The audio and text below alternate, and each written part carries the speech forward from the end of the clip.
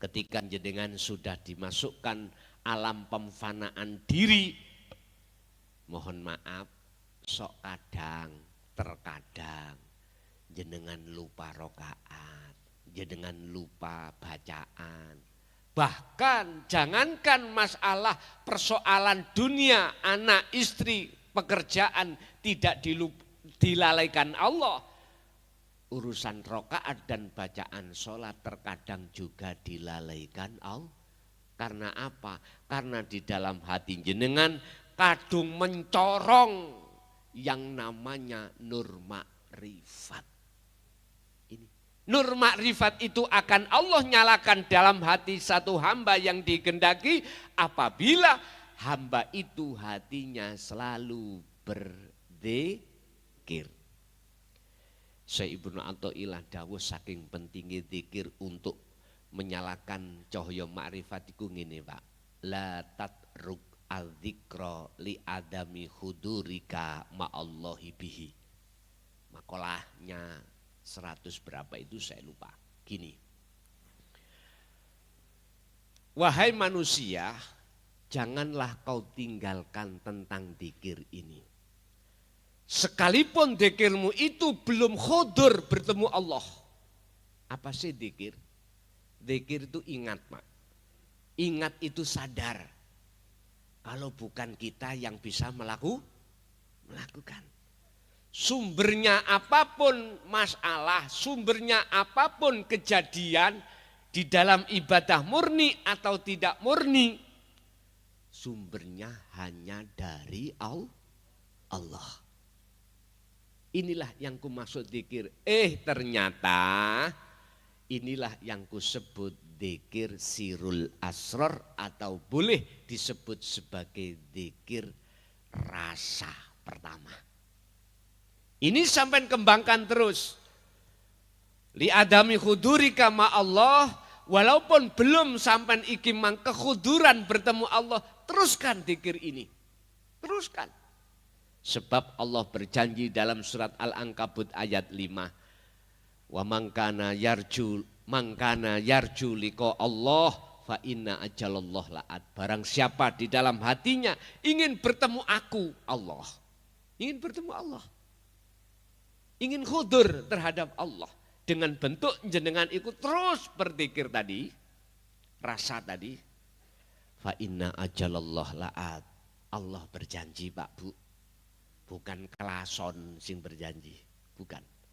Allah berjanji dalam waktu yang sudah Allah tentukan pertemuan itu akan terjadi. Sehingga ketika saat tahap pertama su'aul basyiroh, rasa ini berkembang terus, akhirnya masuk di pos kedua ainul basyiroh, melihat.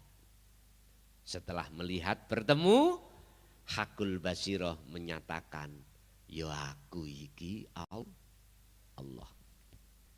Mari sudah. Bukan aku hamba lu ya. Bukan. Ini prosesnya. Saya tidak membahas tentang aku iki Allah. Bukan. Belum. Saya hanya membahas tentang masalah bagaimana ruhaniyah jenengan iki bersaksi dengan benar terhadap Allah sebagai Tuhan kita, yang Tuhan kita itu yang menyelamatkan kita dari segala hal gangguannya hawa nafsu. Bapak Ibu hadirin, pertanyaan ini, sebab apa kita tidak bisa melihat Allah padahal Allah dekat di depan jenengan? Jawabannya sebab mata hati kita masih buta. Sebab apa mata hati kita buta? Padahal awalnya dulu kita bersaksi alastu birabbikum. Surat Al-A'raf 172. Nggih. Betulkah aku Tuhanmu? Betulkah besok kau tetap bercinta padaku? Betulkah kau tetap selalu melihatku?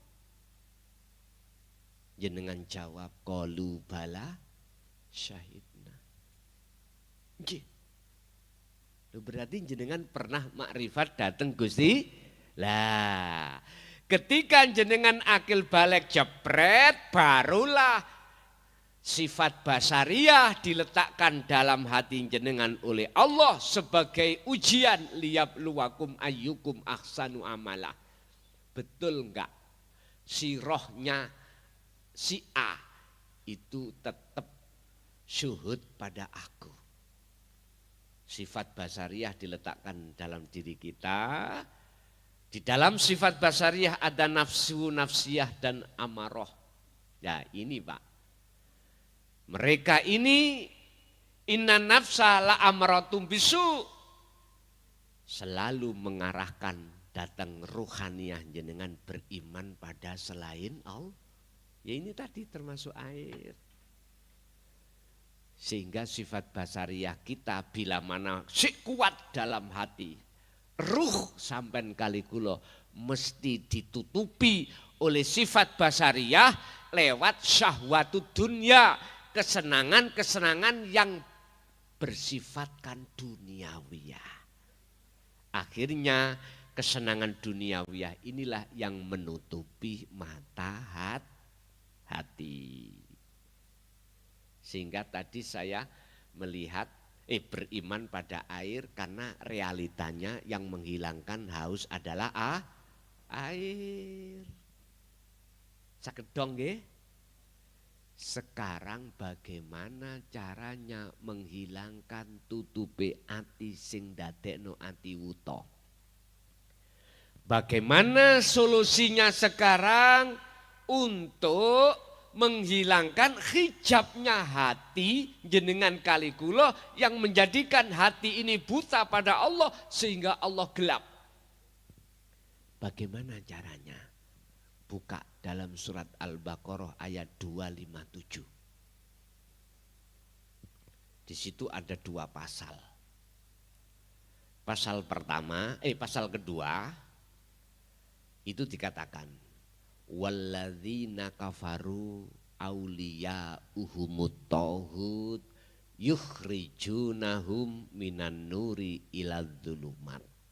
Gara-gara jenengan kalih kula beriman pada selain Allah, menjadikan tauhid ini disebut tauhid perkara selain Allah. Tauhid nek cara makna secara lugat itu berhala, Pak. Berhala.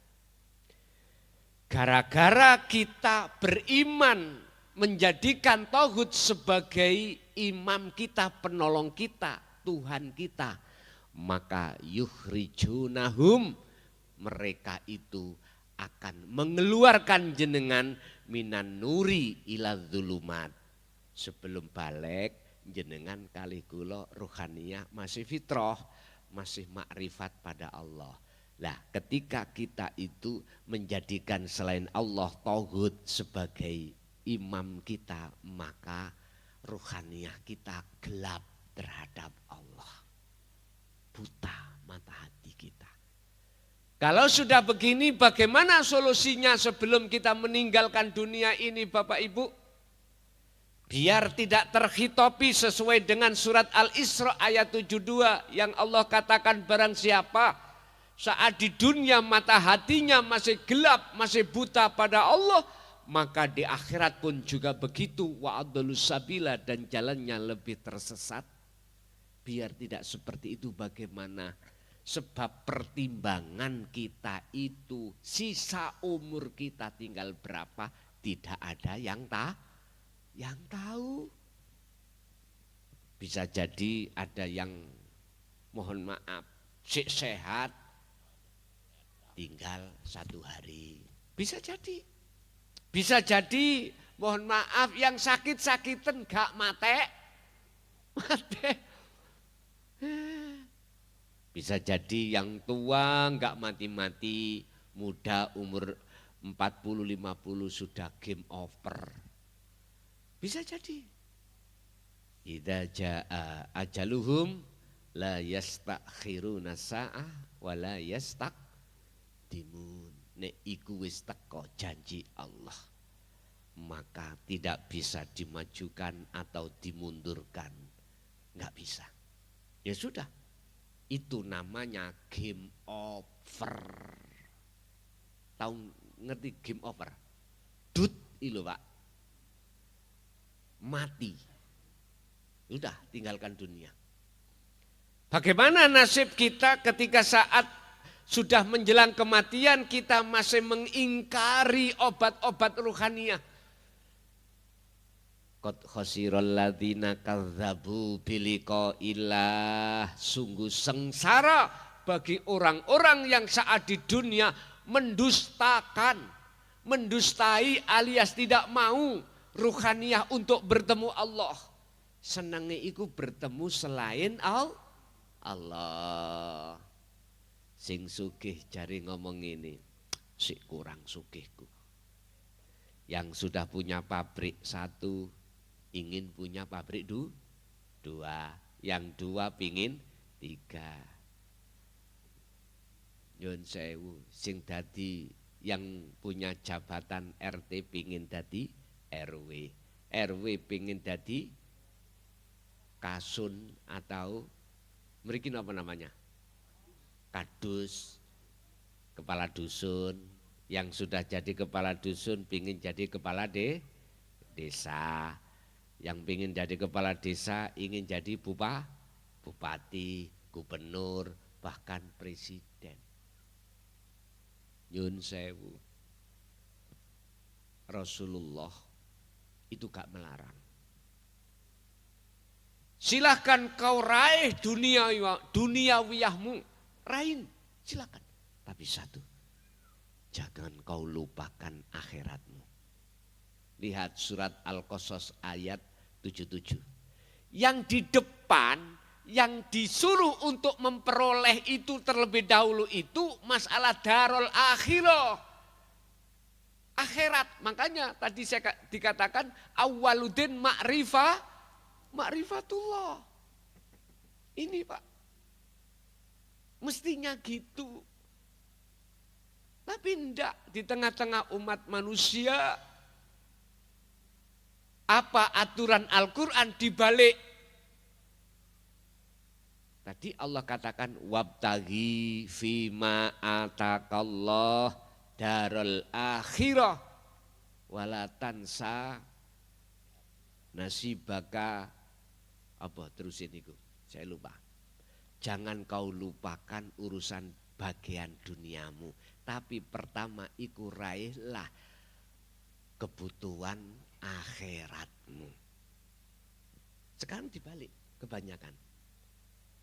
Hati kita terus bersinggungan, bersukaria, bertemu selalu terus dengan kesenangan dunia. Monggo silakan. Tapi jangan kau lupakan akhirat. Sebab ingat ad-dunya mata'ul ghurur. Ketika hati mempunyai keinginan untuk tentang masalah duniawiyah, kesenangan itu sebetulnya menipumu. Anda akan sadar kalau tertipu kalau Anda sudah paham tentang masalah kebutuhan akhirat, ruhaniyah. Kalau belum mengerti, belum paham dan belum menerima obat hati, siapapun kita enggak akan pernah sadar, Pak. Akhirnya yang kita cari itu hanyalah bagian dunia. Inilah Bapak Ibu, orang yang sudah tidak suka bertemu Allah saat di dunia, maka apa jawaban Allah? Qad khasiral ladzina kadzdzabu biliqa'illah. Tentang pertemuan terhadap Allah kok yang enggak mau, qad khasiral. Apa? Mereka itu sungguh sengsara. Tapi juga Allah katakan tentang orang-orang yang mendahulukan bagian akhirat. Dalam surat Al-Mu'minun ayat 1 dan 2. Qad aflahal mu'minun alladzina hum fi sholatihim khashi'un. Khashi'un itu liqa, Pak. Khusyuk. Bertemu Allah sudah. Sungguh beruntung, sungguh bahagia orang-orang mukmin ketika sholatnya dalam keadaan khusyuk. Artinya waktu ngibadah jenengan iki betul-betul bersaksi bahwasanya yang melakukan semuanya itu bukan kita akan tetapi Allah Subhanahu. Apabila ada rasa di dalam hatimu seperti itu, maka itulah sak rendah-rendahe makrifat dateng Allah. Belum nyata wujudnya Allah, tapi sudah merasa bahwasanya Allah yang berperan. Ini namanya makom muraqabah. Makom jenengan kalih kula niki Allah sudah terasa dekat. Nanti akan mesti jenengan ini dikatakan liqa, bertemu manakala la ibsorun wa mubsorun wa basorun. Nama yang melihat fana, yang dilihat, yang tadinya kita ngomong Allah fana. Nama mata yang melihat fana. Terus nama opo? Inilah Pak, kalau Quran menjawab innani anallah, sesungguhnya aku iki Allah. Kata terus lagi. Sampai gerabak dhewe sakno sing dereng-dereng lho Pak ya. Nek jenengan wis cetha. Artinya jenengan harus sampai pada tauhid la ilaha illa ana. Jangan cukup la ilaha illa anta. Sebab di dalam Islam itu ada syariat dibimbing kalimat tauhid la ilaha illallah. Dalam thariqah la ilaha illa huwa. Dikiri sir. Terus di dalam hakikat la ilaha illa anta. Dikiri sirul asrar. Terus di makrifat la ilaha illa ana. Fana udzikri. Bun. Kalau sudah begini, jenengan sudah sampai di situ, silahkan game over. Moga. Mesti jenengan kundure kanti husnul khotimah. Kak ngomong insya Allah. Karena jenengan sudah buktekno sendiri. Kita bicara insya Allah itu karena tidak tahu. Insya Allah itu ada dua hal. Iya atau tidak. Kita masih dalam kondisi mamang. Belum dapat status dengan jelas. Belum ingkrah. Kalau kita statusnya itu tersangka. Ya, atau terdakwa. Belum dapat putusan oleh hakim. Berarti belum ingkrah bahasanya. Kita salah ya bukan. Kita tidak salah. Kok ya kelihatannya ada tanda-tanda salah. Akhirnya diproses ning pengadilan negeri. Ya, di situ ada penuntut JPU namanya, ya. Jaksa menuntut jenengan. Hakim sing mutusno. Sebelum diputuskan hakim, kita itu masih dalam tanda tanya. Coro iman jenengan si uglik. Diterak gak enak titik, susah. Diterak seneng, jenengan kali kula ekonomine mapan, wedi takut kehilangan sugihe dadi melarat. Dadi uglak-uglik. Karena kita masih ada selain Allah di dalam hati kita. Imannya begitu. Nah, uglak-uglik. Sampai Rasulullah dawuh besok akhir zaman umatku itu wakeh banyak. Sallu ala Nabi Muhammad. Tapi mutune seperti buih di lautan. Diterak ombak ke barat, ikut barat. Nggih mohon maaf sampai digoncang masalah nasab. Ya. Digoncang masalah duriyah. Royoan nasab, royoan ngaku-ngaku duriyah. Insyaallah. Cak lerenono cak iku cak. Umat iki mumet dadine. Ini nanti kalau dibiarkan sampean percaya atau tidak percaya seperti Timur Tengah. Konflik itu tidak hanya makola. Pasti akan terjadi konflik horizontal. saling bunuh secara fisik. Sampeyan titeni. Kalau ini dibiarkan. Estu Pak. Pelajaran kita di Timur Tengah bagaimana antara Sunni dengan Syiah dulu. Bagaimana? Tidak hanya saling mengklaim hukum dalam makolahnya masing-masing, pembenaran dirinya masing-masing. Sampai terjadi, mohon maaf, karena Timur Tengah itu modern Pak, senjata nih. Coro mateni teko doan. Jadi lewat bom, lah ngoten nggih. Ya Allah ya Karim. Enggak ada rukunnya. Indonesia memang sengaja diarahkan untuk ke situ supaya terpecah belah. Bagaimana caranya antara, mohon maaf, bangsa utawa kaum iki dengan kaum ini gegeran. Ya tak? Bagaimana antara bendera ini dengan bendera itu gegeran. Makanya indikasi bisa kita lihat. Sudah lagi viral tentang masalah royoan nasab, ngaku-ngaku duriyah. Ya Allah Pak Bu, wis jenengan yang sudah menerima obatnya hati, wis jangan ikut-ikut di situ. Jangan. Udah sibukkanlah hatimu membangun persaksian lewat rasa yang harus jenengan selalu sering lakukan. Artinya kalau bahasa Quran, alladzina yadhkurunallaha qiyaman wa qu'udan wa ala junubihim.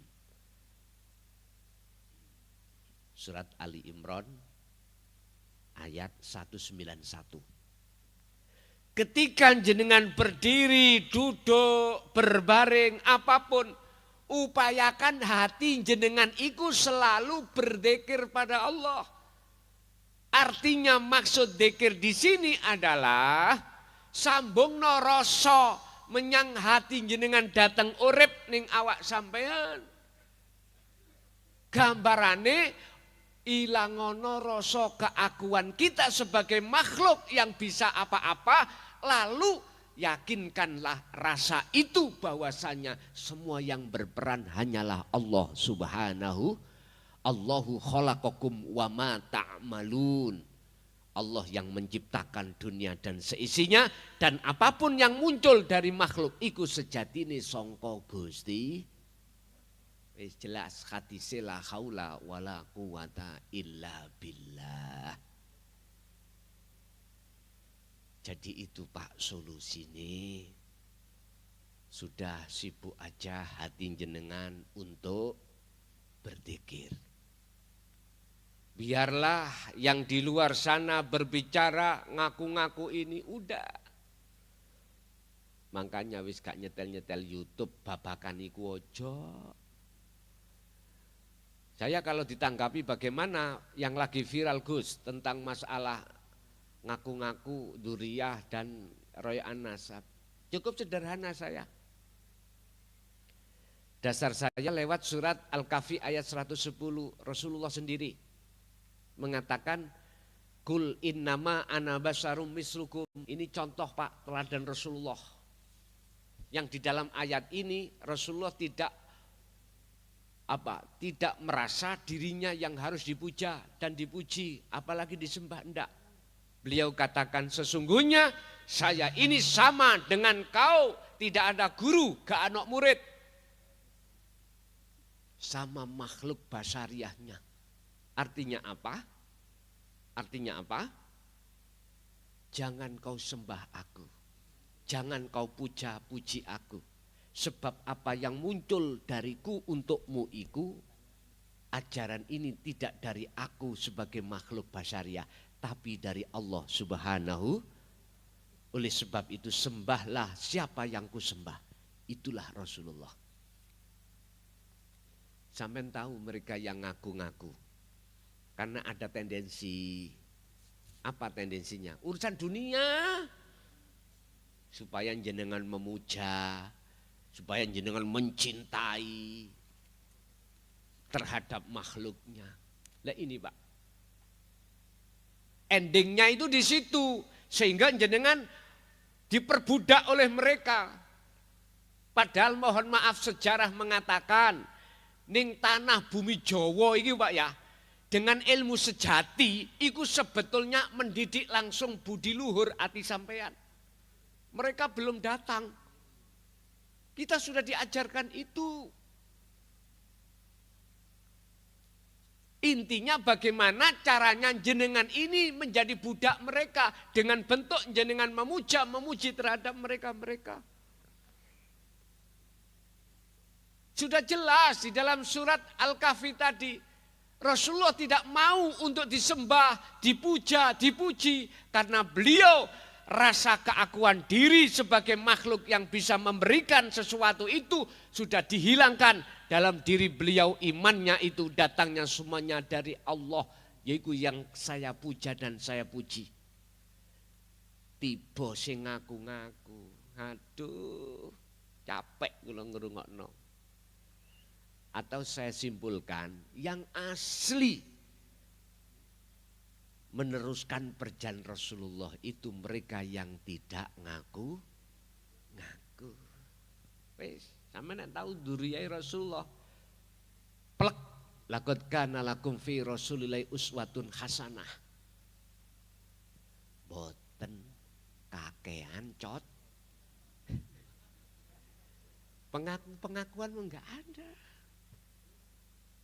Mendiring Pak, nek umpama dipuja masyarakat, mendiring beliau-beliau itu.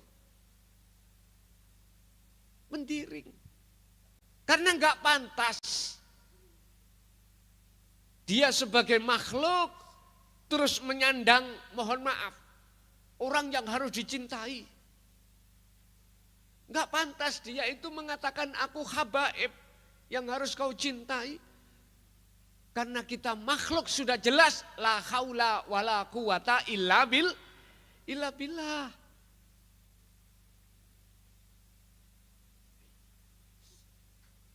Bapak Ibu hadirin, saya hanya meleramkan aja supaya kita yang sudah mengenal dzikir la ilaha illa anta tidak terbawa arus di situ. Sibuk karena dzikir kita kepada Allah aja. Biarlah mereka yang ngaku-ngaku, yang ingin dipuja, yang ingin dihormati dan lain sebagainya, biarlah urusan mereka. Urusan kita hablum minallah harus kita jaga.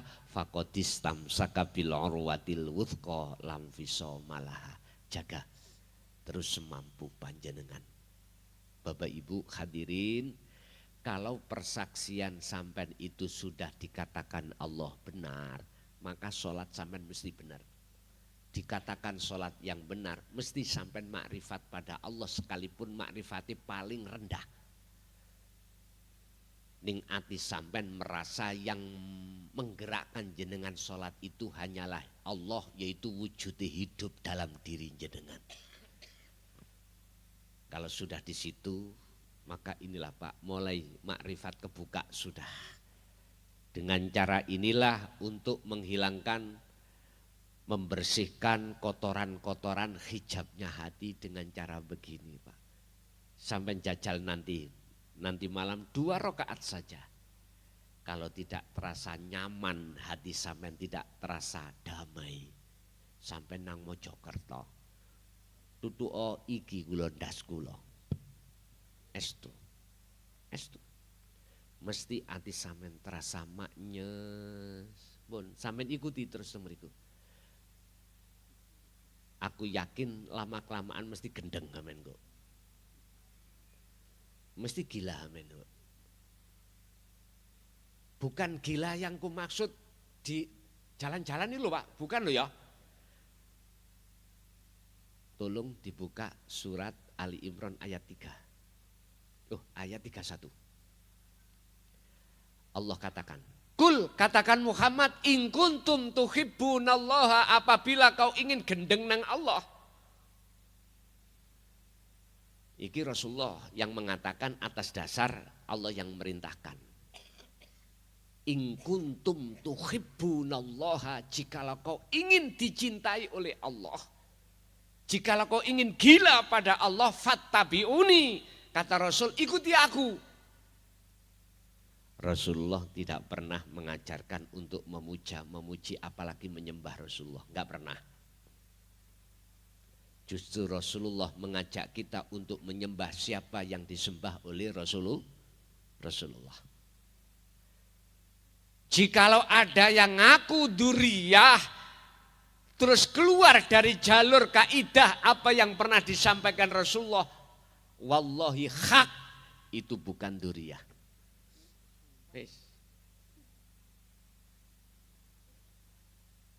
Ikuti aku, kata Rasul. Ikuti yang bagaimana? Ayat ini butuh syarah. Ayat ini butuh takwil. Ayat ini butuh tafsir. Dan gak cukup sampai iku bertafsir muhakamah secara dohir. Enggak cukup. Jenengan harus bertafsir Al-Quranul Qadim. Bertafsir mutasabbihat. Karena ini menyangkut ranah rohaniyah. Tentang cinta itu sumbernya di hati, Pak, di rohaniyah. Artinya kita itu harus mengikuti ajaran Rasulullah di jalur dinul haq. Huwaladzi arsala rasulahu bil huda wa dinil haq. Ai dinut tauhid. Inilah yang ku sampaikan tadi. Hakikat menuju ma'rifat. Itu kalau jenengan mau. Kalau enggak mau, itu bukan urusanku. Dijawab di dalam ayat berikutnya. Jikalau kau betul-betul mengikuti apa yang kulakukan, kata Rasul, yuhbibkumullah. Allah akan menjadikan kau sebagai orang yang edan pada Allah. Allah akan menjadikan kau sebagai kekasihnya. Allah akan menerima cintamu sebab kau telah melepaskan cintamu pada selain Allah, yaitu tauhid tadi, iman dilepas. Terus pertanyaannya, bagaimana selama ini saya itu beriman pada selain Allah? Kesalahan saya bagaimana? Wa yaghfir lakum dzunubakum. Nah itu terusnya ayat. Syirik khafi, apalagi syirik jali, apalagi dosa-dosa sing sampean lakukan secara jasmani, wa yaghfir lakum dzunubakum. Allah akan mengampuni segala kesalahanmu. Inilah yang kumaksud mutu qoblal maut, jenengan belajar mati sebelum datangnya kematian. Anda belajar melewati siratal mustaqim sebelum datangnya siratal mustaqim. Jenengan masuk ke alam akhirat selalu sebelum jenengan nanti meninggalkan alam dunia. Ini udah, sekarang pertanyaannya mau atau tidak itu dikembalikan pada diriku sendiri. Tapi ingat Pak, satu hal, ayat yang sampai detik ini menjadikan saya selalu menangis dan menangis. Mohon maaf karena hablum minannas terhadap umat. Ayat yang mana? Yang mengatakan wa anibu ila rabbikum wa aslimu lahu min qabli ayyatiyakumul adzabu tsumma la tunsurun. Wahai manusia, lekaslah kau kembali pada Tuhanmu. Tentang konteksnya iman. Dan berpasrah dirilah kau hanya padanya sebelum datangnya satu kematian. Jikalau ini tidak lekas kau lakukan, tsumma tunsurun, kau tidak akan mendapatkan cahaya. Kau tidak akan mendapatkan penolong dari Allah Subhanahu wa taala. Wis nggih niki Pak, sing dadekno kula capek kaya apa sangka Mojokerto tetep tak parani. Hanya itu. Ini hablum minannas liya. Jujur mawon nek cara kula dipilih Gus enak endi? Gak ngaji ambek ngaji. Enak gak ngaji. ana omah saged kelon. Lah ngoten nggih. Nek ngene iki. Kula meninggalkan rumah mulai hari Rabu kemarin, Mbak, ke Sragen. Lalu saya habis ke Sragen tadi malam saya menginap di Jogja. Lalu saya di sini. Jane pingin aja mancing, tapi tak delok waktune mancing kok dawe lu ngene. Wis kapan-kapan aja suwe anteng. Mesisan adang mangan kok nggone ndukur laut ngoten. Jadi mohon maaf. Lah, ini nanti ya begitu langsung pulang, nanti mohon izin habis ngaji nanti langsung pulang sebab besok langsung kerja. Habis kerja nanti kita langsung berangkat lagi ke Surabaya. Nah, estu Pak, nek coro umpama saya disuruh milih, Gus enak ndi gak ngaji ambek ngaji. Enak gak ngaji. Di rumah saged apa guyon sama anak, ya dah. Estu. Tapi saya tidak bisa memilih Bapak Ibu. Apalagi tentang fafirru ilallah, kembali lari untuk Allah. Saya nggak bisa memilih. Jauh apapun atau sesoro apapun tetap akan kami jalankan. Dene mati ning dalan iku urusane Gusti Allah. Ngoten mawon. Ora usah repot-repot, mati ya dikubur, ngoten ya. Lapo ngoten. Mati ning panggung ya wis urusane Allah. Mati ning dalan ya urusane Allah. Lah apa tak pikir? Ora usah tak pikir, nek wis wae game ya mesti game. Ngoten. Kalau belum waktunya game, ya tetap tidak bisa game, Pak. Wis tah jenengan kalau sudah memfungsikan dan mengamalkan zikir tadi, nantinya akan masuk di situ, Pak. Mestinya jenengan masuk di situ nanti. Wis ora ono sing dikhawatirkan, wis manut mawon. Karena sudah sehat, makanya cepet mantuk teko rumah sakit. Makanya kalau boleh saya simpulkan, akeh wong loro ning ora rumangsa loro. Kata orang Jawa, batang urip. Pun Bapak Ibu hadirin jamaah rahimakumullah. Kesimpulannya, cara untuk membenahi syahadat ruhaniyah jenengan harus selalu melaksanakan dzikir sirul asr di tengah-tengah ibadah murni atau tidak murni. Terus lakukan itu. Jikalau itu sudah benar Pak, mesti sholat sampai khusyuk. Kalau enggak khusyuk, mohon maaf, nang Mojokerto wis sak kersa jenengan. Kula sampean ilokno model ya apa kula manut. Gus, cangkemmu iku gak cocok ambek omonganmu. Kula manut estu. Karena Allah sendiri sudah berkata, ala bidzikrillahi tatmainnul qulub. Ingatlah, hanya dengan berzikir kau terhadap Tuhanmu, terhadap Allah, menjadikan hatimu damai. Pun iki Quran Pak, bukan koran, bukan novel, bukan cerpen. Ini wahyu Allah. Cuman umat Islam gak paham zikir yang bagaimana yang menjadikan hatimu tentram. Ayo. Oleh karena sirul asro dan fana'ud dzikri dzikir ini tidak dibuka, la ilaha illa anta maksudnya, ana maksudnya, maka kita ya dzikir di lisan di hati toh Allah, terus hati juga Allah. Engko nek keterak berasi habis, pusing. Lu estu. Pun niku isi materi ngaji pada malam hari ini. Sekarang kita masuk pada sesi tanya jawab atau dialog. Monggo kita gunakan manfaatkan waktu-waktu tersisa ini. Kami persilahkan, monggo.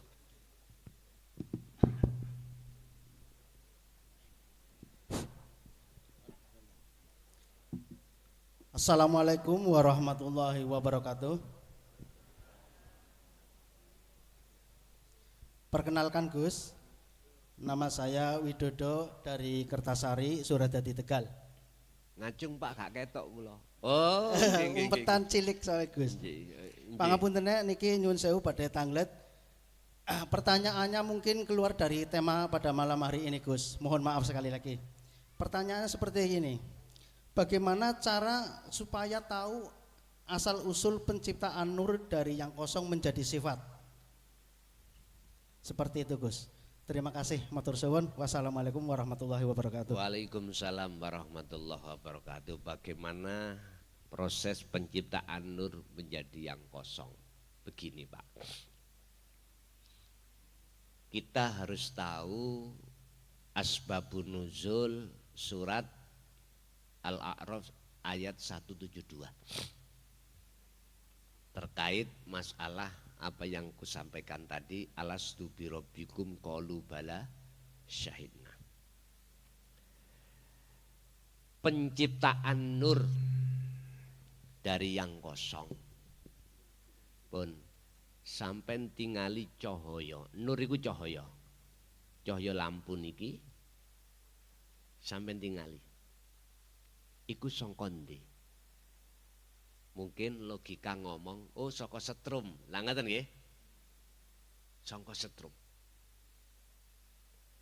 Artinya Bapak Ibu, Anda akan bisa sampai ke setrum, ke wujudnya setrum. Proses wasilun itu jenengan harus melihat adanya cahaya.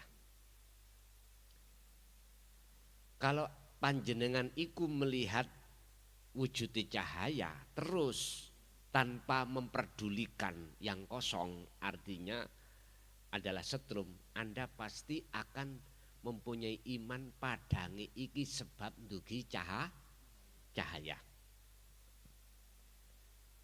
Nyun sewu, di dalam syariat sudah dibimbingkan terhadap kita cara untuk meyakini adanya Allah.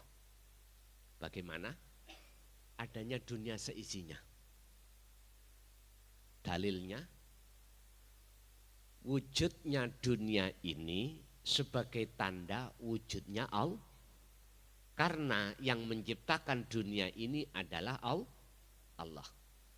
Artinya selama jenengan menganggap kewujudan dunia ini wujud, maka Anda sampai kapanpun tidak akan pernah tahu wujudnya Allah.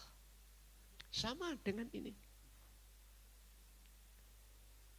Aku Allah. Aku Allah, supaya bisa dikenal wujudku terhadap hambaku, tak lahirno rupa nurullah. Wujudnya nurullah dunya saisine. Akhirnya semua umat manusia menjadikan wujudnya dunia itu yang mewujudkan Allah dijadikan sebagai dalil, sebagai ayat wujudnya Allah. Ini diterima secara logika. Sebab di mana ada perkara yang wujud, pasti ada yang mewujudkan. Di mana ada bangku, mesti ada yang membuat bangku. Oke. Itu secara keilmuan syariat sah. Tapi tak ingatkan, selama jenengan duduk manis di sini kaidahmu, selama itu jenengan tidak akan pernah tahu sejatine wujude Allah. Selama jenengan masih beriman padange sebab cahaya ini, selama itu Anda tidak akan pernah ingat dan tahu tentang wujude setrum. Mohon maaf, kalau kita memakai logika Pak, memang benar kalau lampu ini mati, cahaya kalau enggak datang, enggak mungkin ini jadi padang, alias mesti peteng. Kita terombang-ambing di dalamnya itu Pak. Kita terpengaruhi dengan bisikan nafsu di situ. Ngapunten. Ingat, prinsip nafsu, sifat basariyah itu sampean tingali ning Quran. Wa ma ubarri'u nafsi. Kita tidak aman dengan nafsu, visi dan misinya. Apa visi dan misinya? Innan nafsa la amaratum bisu. Ngejak hati lali nang Allah, justru ngejak hati iman nang selain Allah. Makanya jangan heran jenengan waktu sholat hati lali nang Allah terus eling nang urusan dunya, jangan heran. Memang ini proses kronologi ruhania kita di mata Allah seperti itu. Tapi ingat, walaupun wujudku tadi biar dikenal tak nisbatkan terhadap Nurullah dan Nurullah wujudin Nurullah dunya saisine, tapi ingat wujud dunya saisine duduk wujudku. Ya niki Pak mbingungno makalah iki mbingungno jenengan kali kula. Tadi kan sudah katakan, aku Allah biar wujudku dikenali kawulaku, tak lahirno tak nyatakno wujudku rupa Nurullah. Lah wujudin Nurullah rupane ya iki donya saisine kabeh. Ya termasuk wujud jenengan kali kula, wit-witan, hayawan, iku wujud Nurullah. Tapi wujudnya iku duduk wujudku. Lah bingung sini iki. Itulah Pak ilmu tasawuf Pak. Mengapa harus bingung? Jawabannya mek situ. Karena di dalam hati kita masih merasa kita ada. Wis titik. Kalau dalam hati jenengan keakuan diri makhluk enggak ada, mboten bingung. Mboten bingung. Inilah nanti yang kusebut dalam surat Al-Hadid ayat 3. Allah dohir, Allah batin. Wis. Mohon maaf sing laki-laki mengenal lo ya. Iki munting pol lo iki. Pertanyaan jenengan dadekno muntingi sing kawitan wis sampean simpen mawon pun dipaham sik. Nek bingung wis gawe ngopi ae dhisik. Rokokan nyantai dulu mriku. Wis. Lah piye carane umpama jenengan yakin kalau padange iki tidak dari cahaya tapi dari setrum? Ya sampean jempok setrum iku. Biar sampean tahu wujudnya setrum, setrum itu sampean demok, sampean pegang kabeli, mengke mesti ngejer. Lali sampean wisan. Tapi ya pesanku aja suwe-suwe. 3 detik napa semenit ngono lho. Sak menit kematen Gus. Itu maksudnya ngeten, pun ya. Pun sampean kecoki tenan iki. Jenengan gak iso ambek ngadeg ambek duduk, enggak bisa ambek duduk berbaring. Biar jenengan iki njempok setrum. Akal iki lepas urusan dunya. Bersamaan dengan itu hati sing tadinya duwe rasa wujud, keakuan diri lepas. Gampangnya sampean melepaskan diri, rasa iki sampean unculno rasane urip duduk rasa jenengan. Pun nemriku mengke nanti di situ jenengan akan ngalami proses di mana jenengan iku makslep lali urusan dunya. Wis sampean gak usah takut. Manakala diterjadikan sampean masuk di dalam alam kefanaan gelap, wis jangan takut. Pun sampean ikuti Allah memperjalankan jenengan ini. Sampai di mana jenengan nanti akan menemukan satu alam gung lewang liwung. Artinya sampean akan masuk dalam atu alam di mana terang benderang tidak tahu datangnya cahaya dari mana dan keakuan diri sampean tidak ada, yang berkibar di situ hanyalah innani anallah. Gini ki Pak, jiwa yang gendeng wonten mriki. Ati sampean mesti gendeng nang Allah wonten mriki. Wis, tapi sampean gak usah wedi. Gak usah takut. Sampean bisanya tidak takut kalau sirul asr itu betul-betul kuat. Sebab fungsinya sirul asrar di tahapan pertama su'aul basyirah hanya meyakini, hanya hidup yang memperjalankan jenengan. Nggih, manakala jenengan di situ nanti ketemu para gaib makhluk malaikat, para nabi, para rasul, para kekasih Allah, apapun sudah itu isih makhluk, Pak. Semuanya isih makhluk. Wis ngalir mawon. Lakukanlah ini dalam 24 jam dengan semampu jenengan. Intinya sehari semalam jangan sama sekali ndak. Estu. Enggak bisa berdiri dengan duduk. Enggak bisa duduk dengan berbaring. Minimal jenengan ajenge sare. Ajenge sare. Wis di situ ada kronologi kejadian-kejadian sing di luar batas kemampuan akal sampean. Udah sampean gak usah takut. Sok kadang jenengan iki ruhaniyah semerap jenengan keluar dari jasad sampean. Wis biarin. Sampean nganu teh, ojo wedi. Aku engko isok balik apa gak usah takut.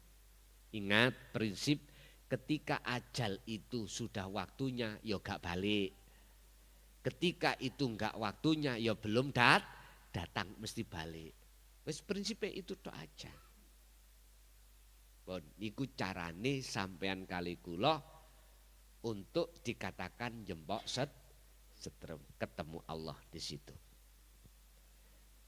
Wes, ini gua surat Ali Imran ayat 191.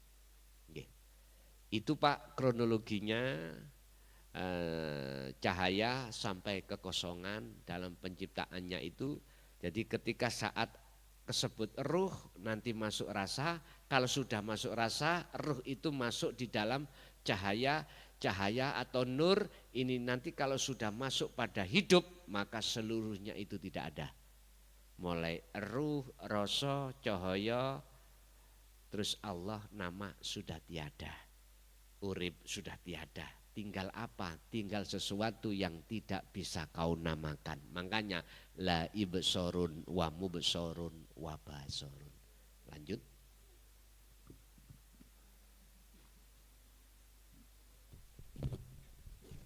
Mohon izin kula saking pembimbing. Assalamualaikum warahmatullahi wabarakatuh. Kula saking pembimbing Ustaz saking Kertasari, Kecamatan Suradadi, Kabupaten Tegal, badhe tanglek dumateng Bapak Kyai.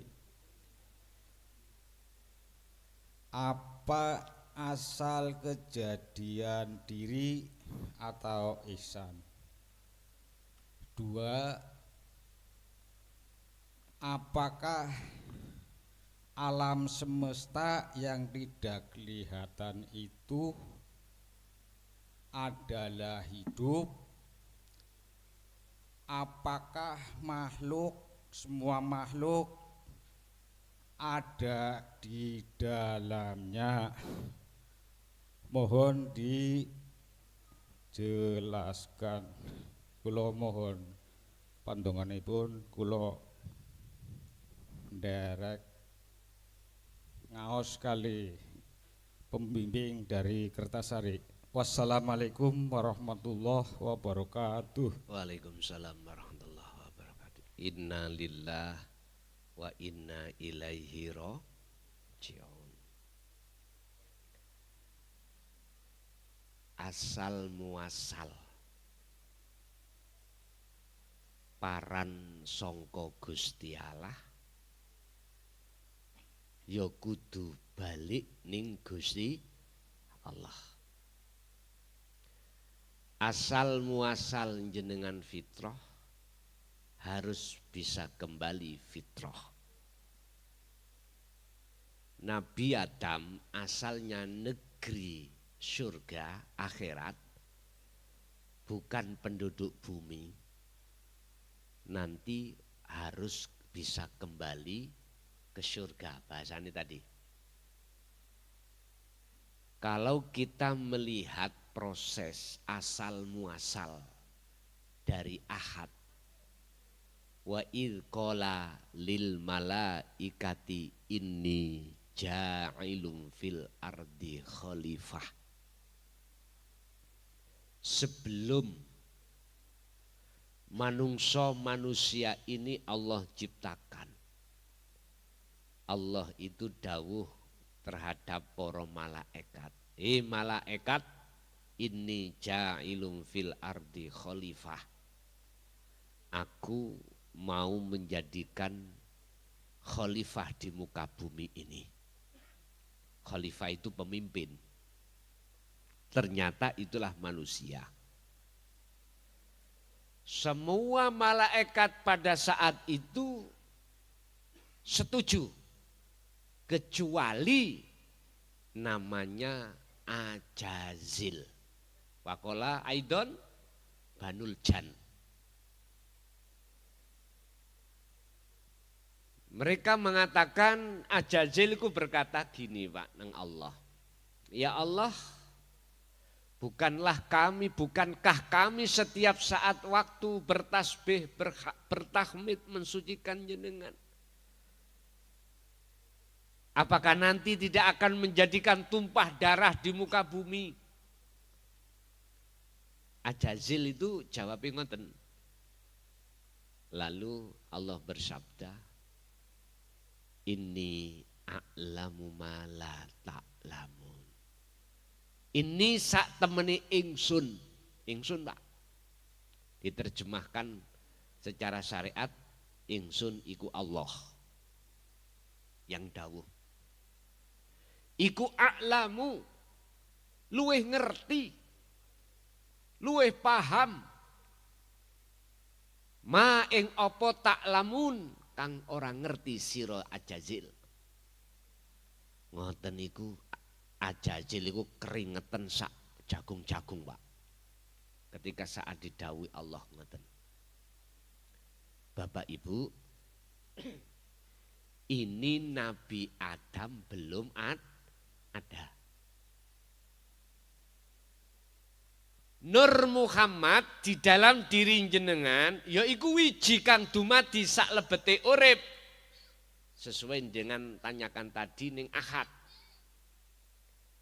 Cara gambar fisik nutfah di dalam mani itu ada sel. Itulah yang disebut Nur Muhammad. Bapak Ibu, ini kronologinya.